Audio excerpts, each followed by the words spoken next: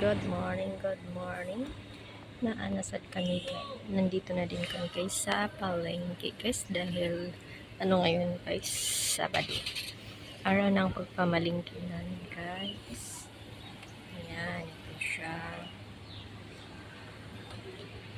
Mga alas 7 kami napunta dito guys para makapag-park pa si amo guys at saka hindi pa masyadong mainit.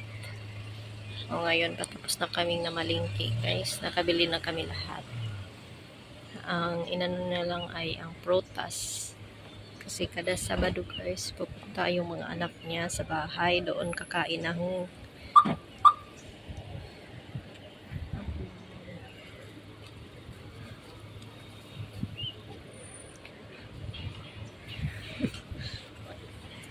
video. yeah. Kaya ama video. Yeah. Yeah. Want to open and put it.